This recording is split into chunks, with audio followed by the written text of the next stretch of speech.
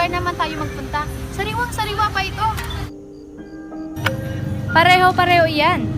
Hindi ako makakatagal dito. Dumudugo-dugo pa, pati mga buto. At may mga buhok pa. Marami kang satsat. Kahit trabahador sa gobyerno, hindi ka pwede. Napakselan mo. Siguro, kung naranasan mong magkukay ng isang bangkay na 20 araw pa lamang kalilibing, lalo kang aangal. Napakadilim noon. Umuulan-ulan pa at nawalan pa ako ng ilaw na pananglaw. Paano mahinukay? Bakit? Ewan ko. Utos nila. Utos nino?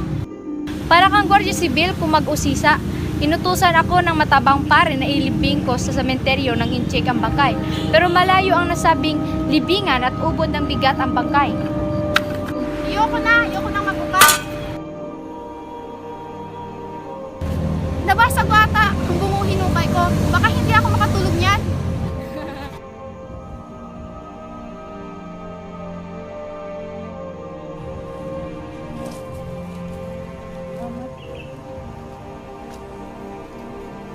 Tagal din po ako nagkasakit at hindi agad nakabalik dito. Bahala na raw po si Kapitan Tiago sa pagpapaayos ng nicho, kaya tinamnan ko po lamang ng bulaklak at lagyan ng malaking krus ang kanyang puto.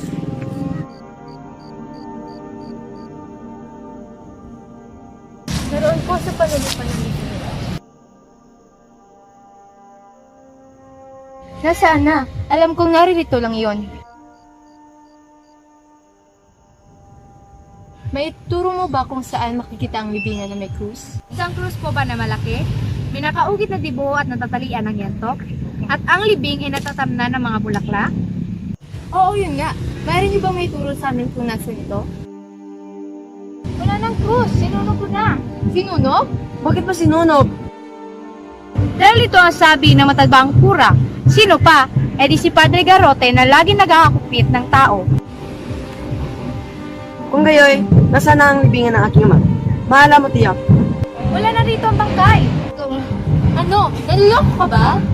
Yan ang totoo. Ilang buwan na ngayon nang ipinahukay ito sa akin. Ang matabang kura ang nagputo sa akin upang ilibing ito sa sementeryo ng mga Inchik. Pero umuulan noon at napakabigat ng bangkay kaya... At ako mong gawin iyon? Hindi ko po nagawa iyon. Kaya huwag po kayong magalit sa aking Ginoo. Naisip ko pong higit siguro mabuting ipaanod ko na lamang sa rumaragasang ilog ang bangkay kaysa sa ilibing kasama ng mga Inchik na hindi binyagan. Anong kalapasan ang ginawa mo sa ama ko? Magsalita ka! Maniwala ka. Anong wala? Magsabi ka ng totoo! Si Padre Damaso ang inalinhan ko. Siya ang sisihin mo.